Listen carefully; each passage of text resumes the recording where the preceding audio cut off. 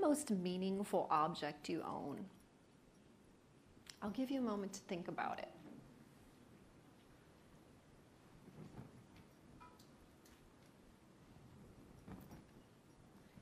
Got it? Okay. Maybe it's a piece of expensive jewelry passed on to you by a relative. Maybe it's a toy you played with as a child.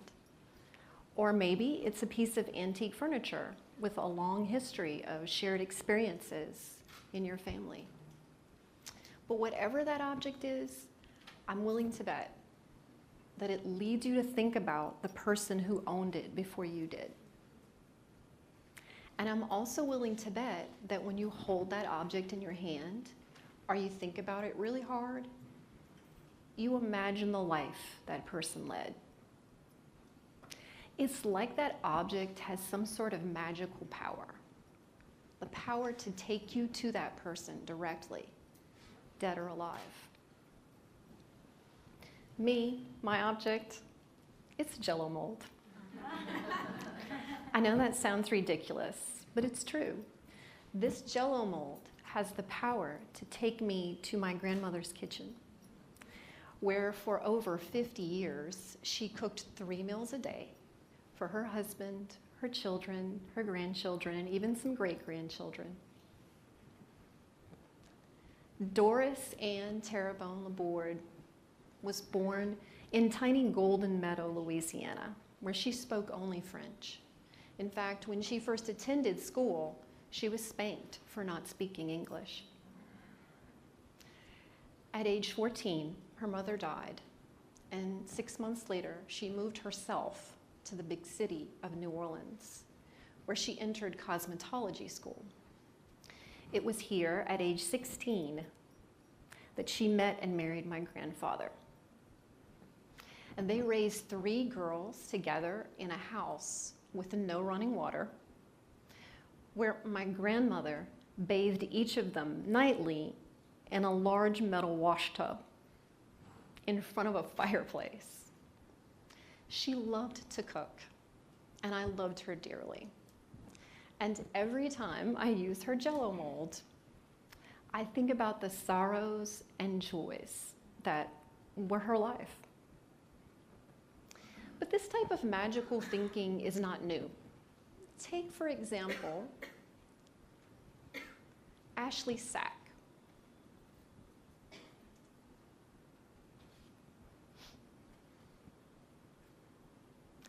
Found in a thrift store by a shopper in a pile of scrap fabric in the early 2000s.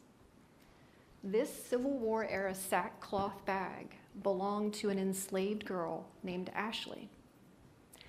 It was then written about by Harvard history professor Dr. Taya Miles in a recent book.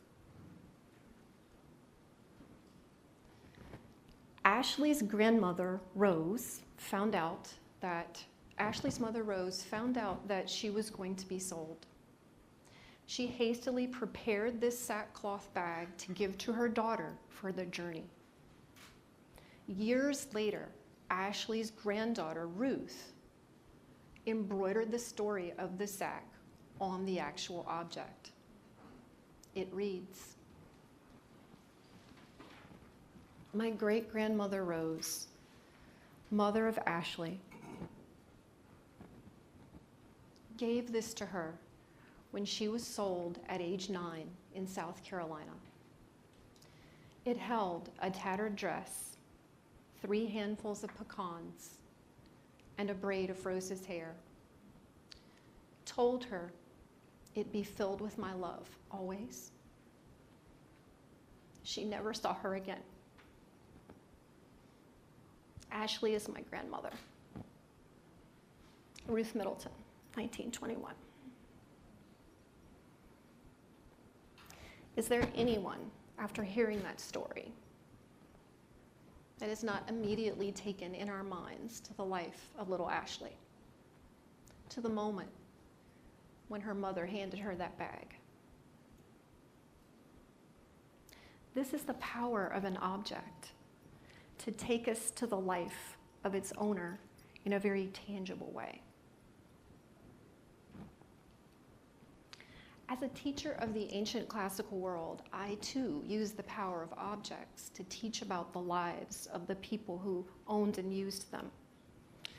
In classics and archaeology, we call these objects material culture.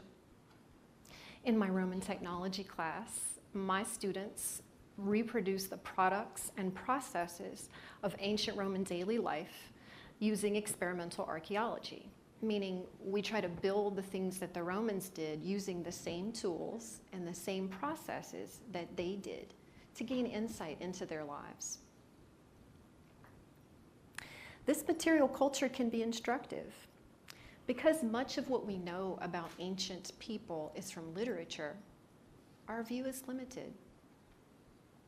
Most of the people who had the time and resources to write about their lives were male and upper class. Thus, we know a lot about the lives of people like Julius Caesar and Marcus Cicero. But we know very little about the lives of children, the enslaved, skilled craftspeople, and women. Consequently, our understanding of them is incomplete. One of the projects that my students really enjoy doing in my Roman technology class is building mosaics. So through the process of using this experimental archaeology techniques in my classroom, students learn about the ancient Roman daily life in a very substantial, deep way. And sometimes those lives were hard. So before the artistic process of forming a beautiful piece of art like this can begin, ancient Roman craftspeople had to cut small pieces of stone called tesserae from many different color slabs of marble. Now, my students learn how to cut stone the ancient Roman way using real mosaic hammers and hardy wedges, and they love to do this. But it was during one of these long stone cutting sessions one day that I had a really big realization. I looked up from what I was doing and I noticed that there was this giant cloud of mosaic hammer dust hovering over the heads of my students. I thought to myself, probably not the most healthy environment for long periods of time. And then it hit me. Ancient Roman stonecutters must have been very sick from breathing this dust on a daily basis. And suddenly, the hammer in my hand felt different. I was taken back in my mind to an ancient Roman stonecutter's workshop to see what life was like for the people there. This is the power of objects, to transport us and to instruct us. One of my favorite lessons to teach about the ancient world is weaving. In many ancient cultures, as well as modern ones, people tell their stories through the cloth they weave. Not much cloth exists from the ancient Roman world, so my students instead learn about the stories of ancient weavers, such as Penelope, the wife of Odysseus, and Arachne, the victim of Athena. After a basic mechanical lesson on weaving, each of my students is able to produce a small piece of cloth woven on a cardboard loom. They sit around my room, chatting with each other, and learning to tell their own stories through the cloth they weave. Those who keep their creations may one day look back on the experience and remember the friends they were with, the classroom they learned in, and maybe even the teacher who taught them. Objects are magical in that way. As teachers, we have the power to bring the unheard voices of history to life through the everyday objects that people used and owned. We gain a deeper understanding of those voices through those objects.